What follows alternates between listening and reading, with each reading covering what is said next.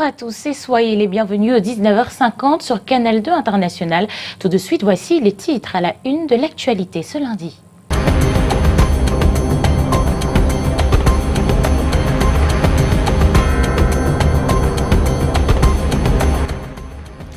Plan d'assistance humanitaire, des denrées alimentaires pour les déplacés internes de la crise sécuritaire dans le nord-ouest et le sud-ouest. Une nouvelle bien accueillie à Bamenda où une soixantaine d'ex-séparatistes viennent de déposer les armes. Attention aux boissons frauduleuses, encore des produits issus de la contrebande saisis dans la ville de Douala. En cette fin d'année, vin, whisky et champagne dans le territoire sont contrôlés à la loupe. Une suite de 2 saisies qui appellent à la vigilance du consommateur. Examination et validation du budget, l'un des points à l'ordre du jour de la 14e session ordinaire du Conseil électoral tenu à Yaoundé ce lundi. Une réunion importante et capitale pour la préparation du double scrutin du 9 février prochain.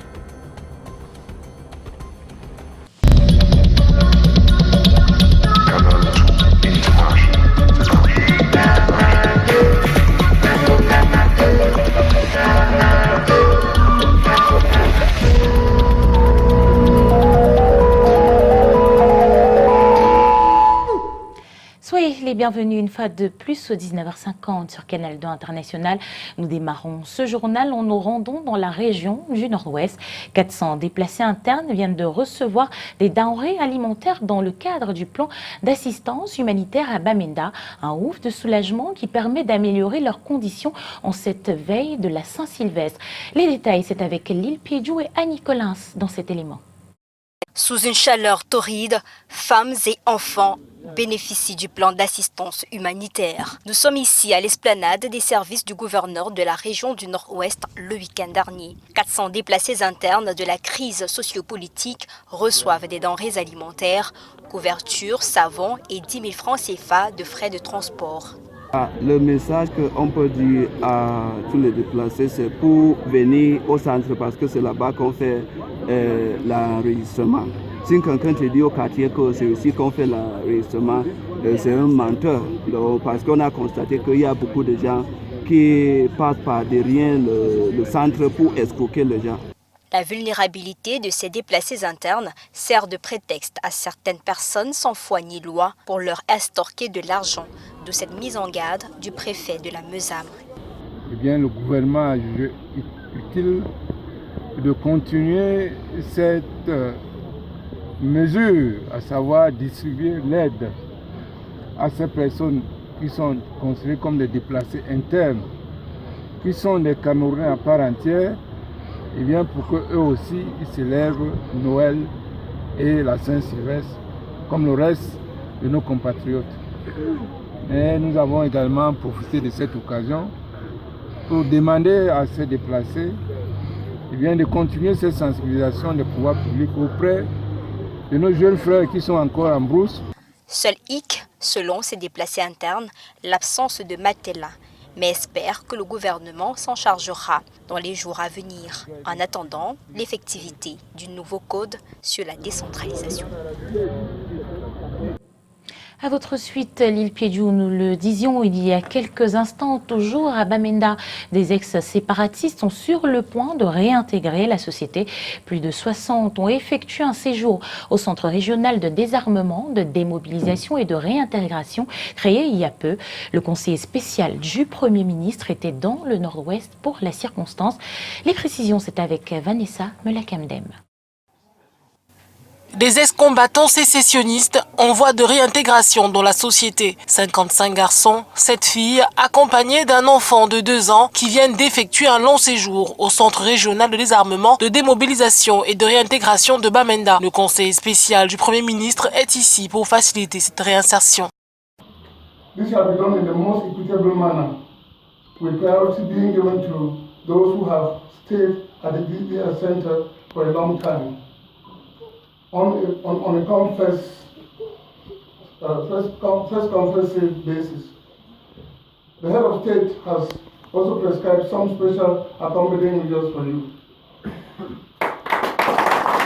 Ces ex-combattants avaient déjà plusieurs fois manifesté le besoin de retrouver le statut de citoyen camerounais ordinaire. on ne serait pas peur.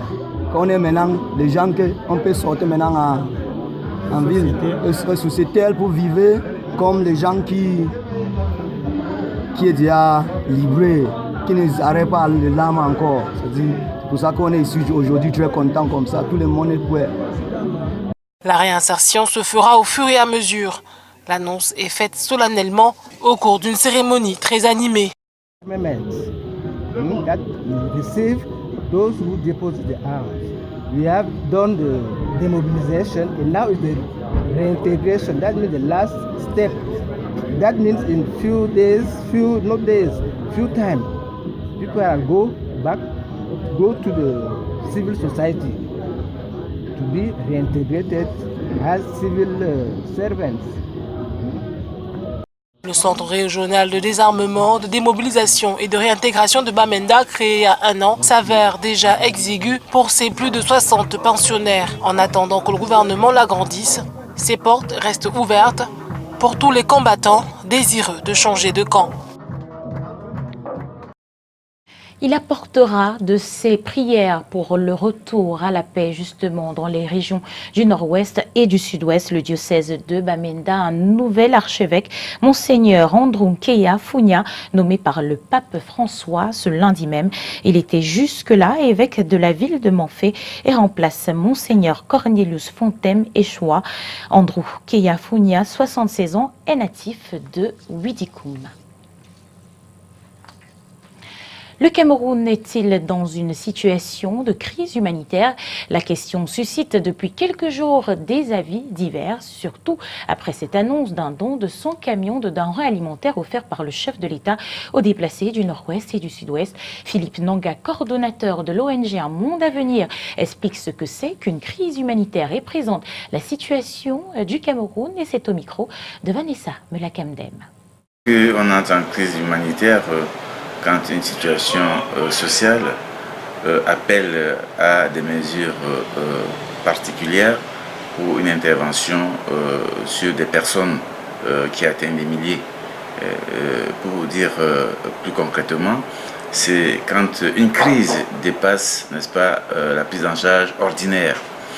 C'est quand des milliers de personnes se trouvent être en danger si elles ne sont pas prises en charge de manière urgente, et que l'action qui a mis en danger ces personnes n'est pas arrêtée. C'est ça qu'il s'agit.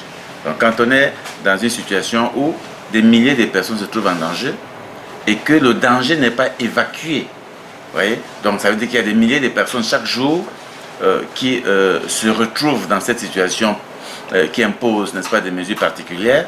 On se retrouve en situation de crise humanitaire. On est entré dans la crise humanitaire depuis 2017. Fin 2017, on a commencé à compter les morts. Parce qu'en 2016, en décembre 2016, quand la crise commence, en fait, il n'y a pas encore vraiment de morts. Mais à partir de fin 2017, on commence à compter des milliers de morts. 2018, on parle de 4 000, d'autres parlent déjà de 12 000, parce que l'un des indicateurs également qui nous montre qu'on est en crise humanitaire, c'est quand on n'arrive pas à collecter de manière objective les informations sur les personnes en danger. Et c'est le cas du Cameroun. Personne ne peut vous dire exactement le nombre de personnes décédées, n'est-ce pas, de par. Au registre des faits de société à présent halte au commerce illicite à la douane camerounaise, sort du circuit de la contrebande de 150 cartons de Haut-Médoc. Une saisie qui intervient après celle d'une cinquantaine de cartons de whisky de marque et de champagne. Charles-Robert Itoc et Stéphane Pinac reviennent sur cette saisie. 108 cartons de Château d'Arsène 2014, 142 cartons de Château Barès 2016. La contrebande bat son plein en cette période de fête de fin d'année. Une cargaison de 250 cartons de Haut-Médoc saisis par les éléments de la douane camerounaise dans le cadre de l'opération Halte au commerce illicite Alcomi 3 zone 1. Une descente qui a été précédée par la mise hors d'état de nuire d'une bande de contrebandiers ayant à leur escarcelle des écailles de pangolins, des défenses d'éléphants et 274 perroquets. Le corps du délit a été remis au procureur près le tribunal de première instance de Bonabéry. Les perroquets, quant à eux, pour conditions de garde, ont été remis au parc zoologique de Limbé. L'action menée par la douane camerounaise, assistée des forces de maintien de l'ordre, a permis en un temps très réduit de mettre hors circuit une armada de produits prohibés et impropres à la consommation. Et un autre fait pas du tout catholique, ils sont deux jeunes à peine majeurs et ils ont décidé d'effectuer un braquage chez les sœurs. C'était samedi dernier au centre médical Marie-Reine d'Etoudi. Ils ont été appréhendés et conduits au poste de police du sanctuaire Marie et médiatrice d'Etoudi. Janice Kamga et Serge Alain Zébou nous apportent les précisions dans cet élément. Voici deux adolescents qui ne craignent visiblement pas le 7e commandement « Tu ne voleras point ». Entrés par effraction au centre médical Marie-Reine d'Etoudi ce dernier samedi de l'année 2019, ils sont pris la main dans le sac alors qu'ils essayent de dévaliser le matériel hospitalier. Ils ont d'abord pris la télécommande du climatiseur et quand le technicien cherchait dans le climatiseur la télécommande, il a constaté que quelqu'un a ramassé. C'est comme ça qu'ils se sont infiltrés dehors. On les a arrêtés.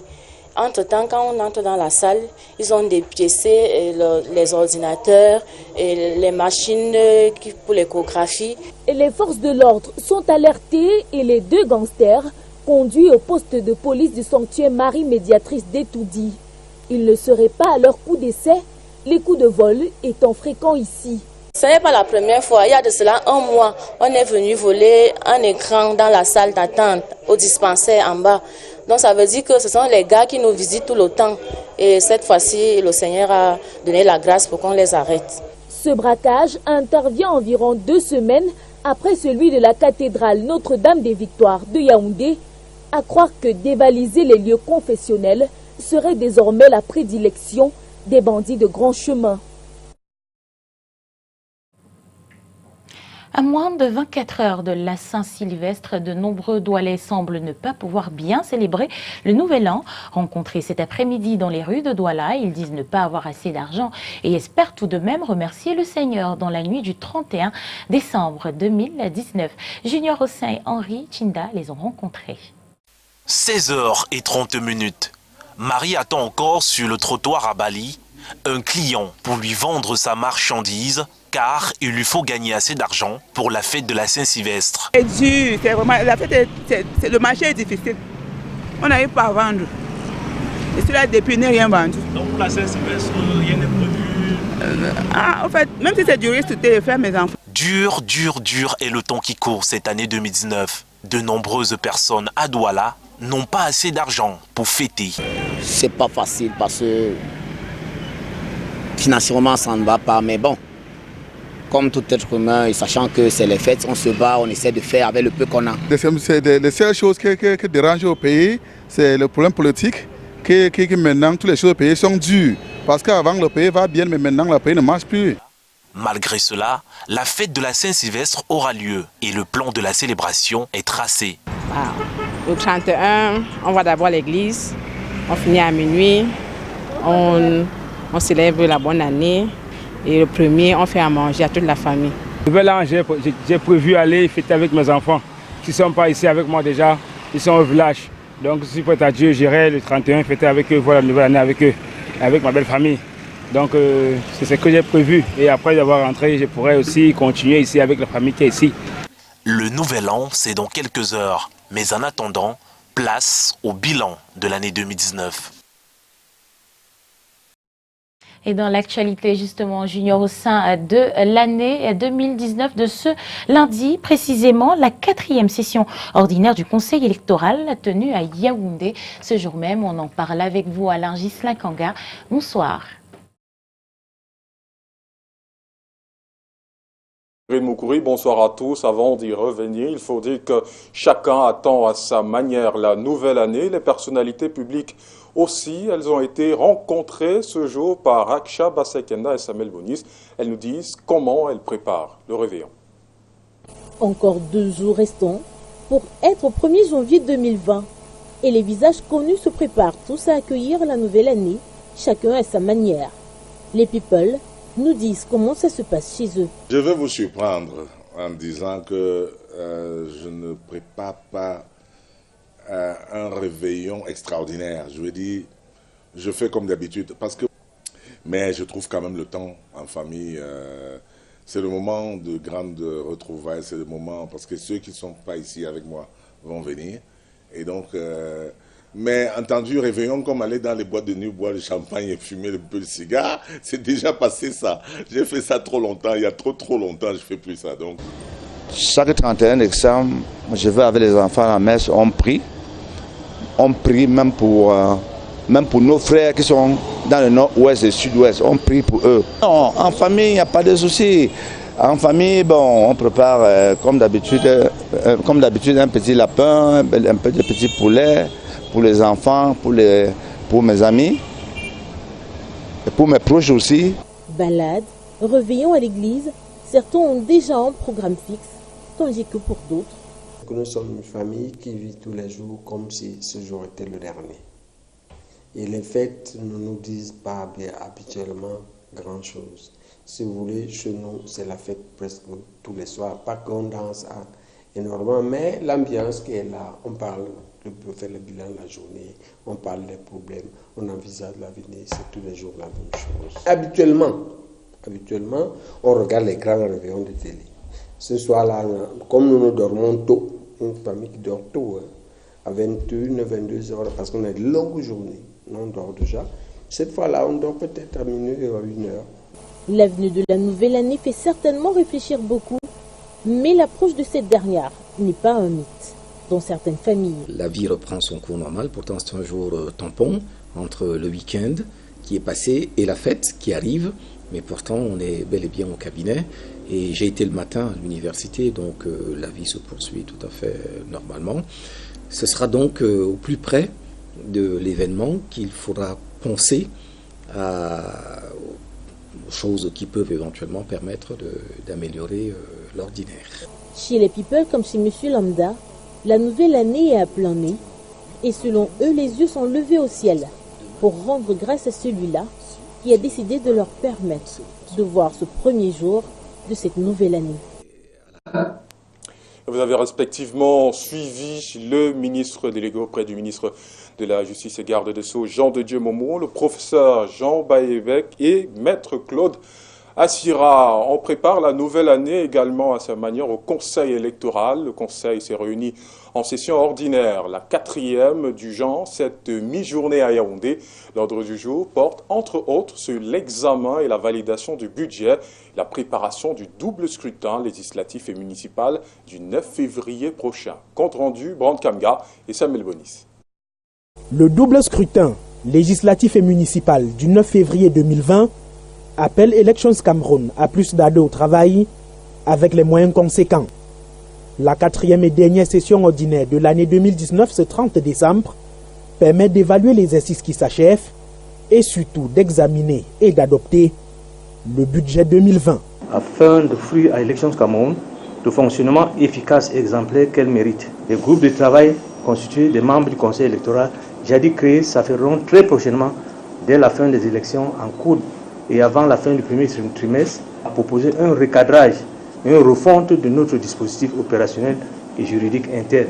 Lequel recadrage reposera sur les pistes d'action concrètes, conformément au dispositif juridique interne, avec 6 objectifs généraux. 1. Renforcer le rôle de la Commission de contrôle budgétaire et financier.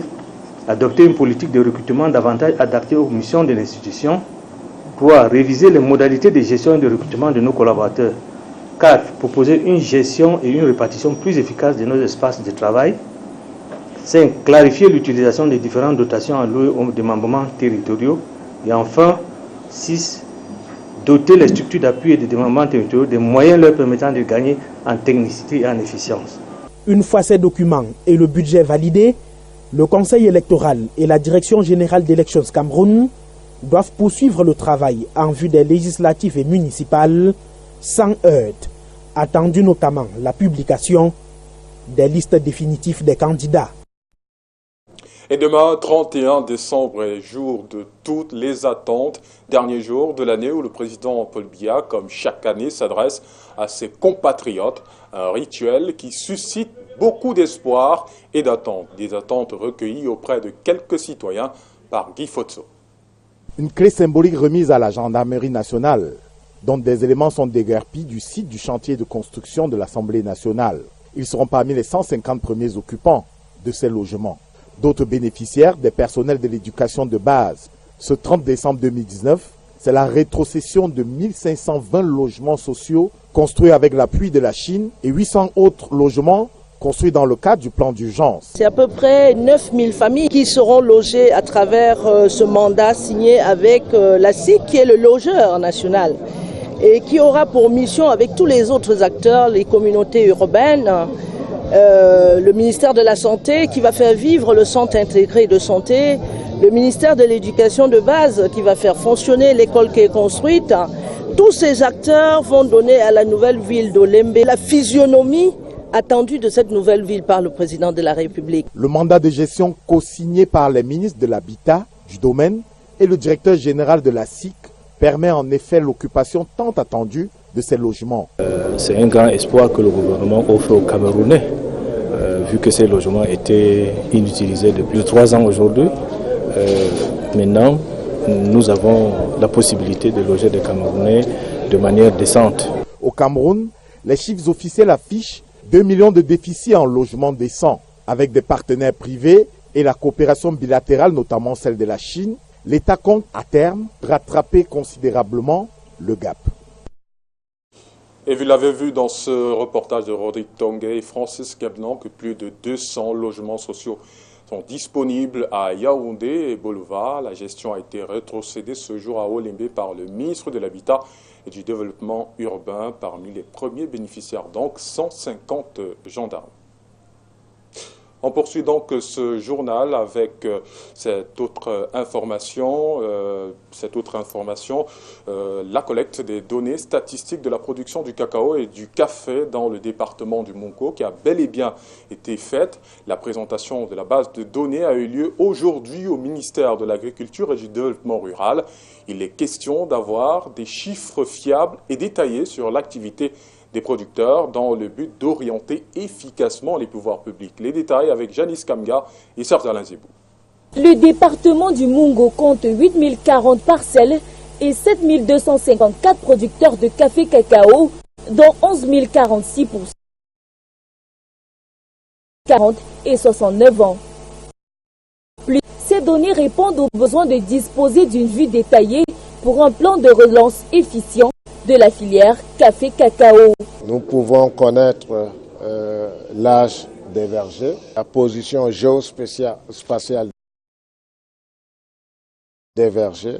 Nous connaissons des plantations et des exploitants des plantations. Et nous connaissons aussi leur implication ou non dans les organisations paysannes des producteurs.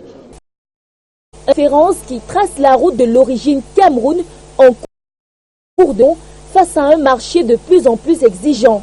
L'appui des producteurs pour un cacao durable est en cours d'optimisation. Aujourd'hui, le producteur est fier de maîtriser le nombre d'hectares qu'il détient, le nombre de plants qu'il a, quelle quantité d'engrais effectivement il doit utiliser pour sa plantation. Ça nous permet de connaître notre superficie, de connaître aussi les quantités de plants qui sont dans notre superficie.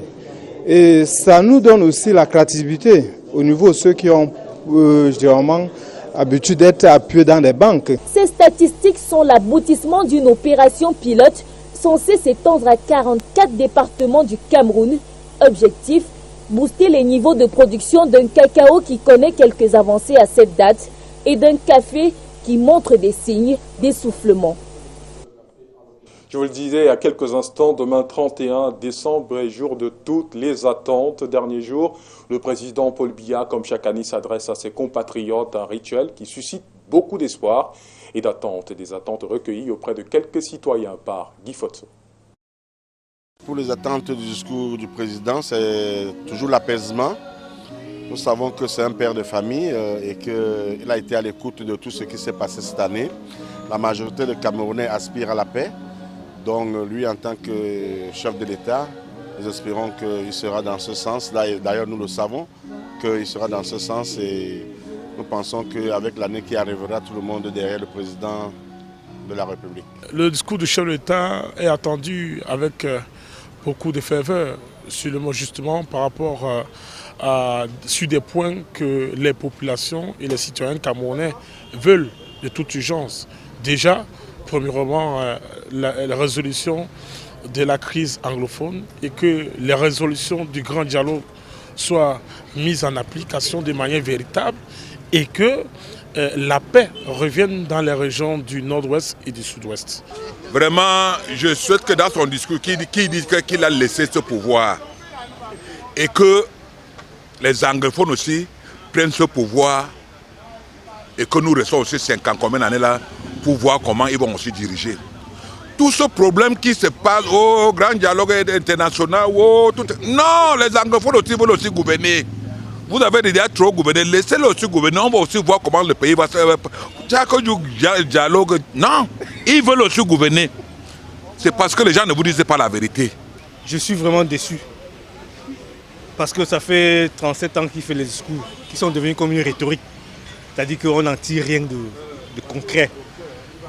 Moi particulièrement, je n'attends rien de son discours. Parce que je sais déjà, compte tenu de l'expérience passée, que ce sera la même chose, la même chanson, la même rengaine. Tous les années, la même rengaine, on dit la même chose. Mais sur le pratique, on ne voit rien. Ce que j'attends du chef de l'État, c'est de revoir la paix revenir dans les deux régions du sud-ouest et du nord-ouest. Et de créer les emplois pour des jeunes.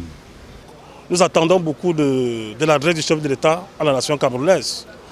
Nous voulons la paix au nord-ouest et au sud-ouest. Et bien entendu, les élections locales vont se tenir le 9 février.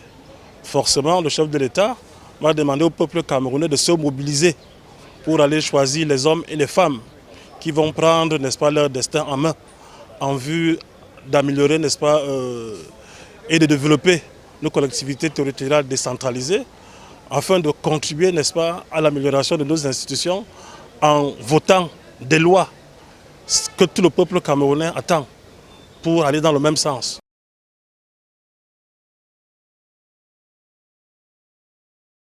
« 50, c'est à Douala avec vous, Aimé Catherine Mokouri. Bonsoir. Bonsoir à vous, Alain Ghislain Kanga. La communauté Mbororo du département de la Mifi a son nouveau chef, El Hadj Mohamedou Moustapha, le plus jeune de l'histoire dans la localité, né en 1990. Il a été installé à Bafoussam en présence de nombreuses autorités traditionnelles et de nos reporters Yasser Trésor Tanon et Colin Stayouf.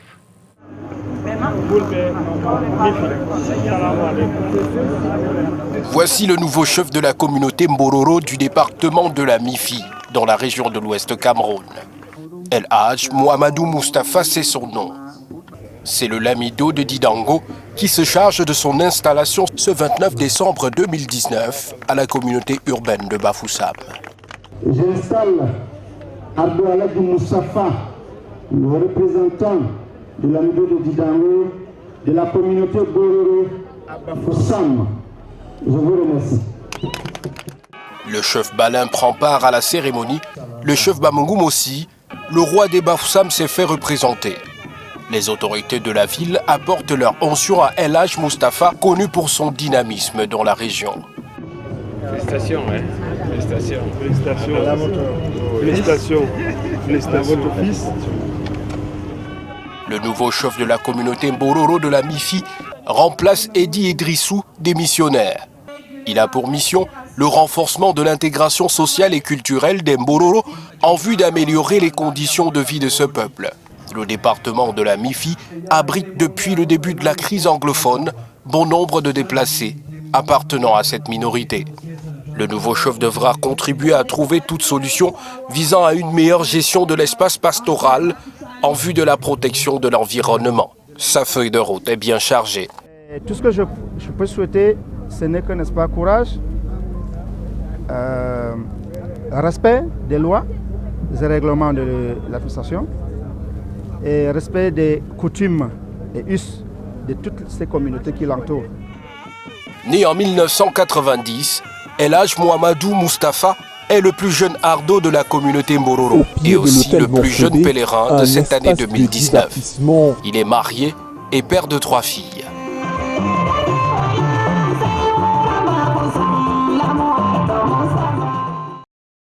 Et c'est avec cette installation d'Eladj Mohamedou Moustapha que nous refermons ce journal. J'aurai le plaisir de vous retrouver demain 19h50 pour la dernière édition de l'année. Bonsoir à tous.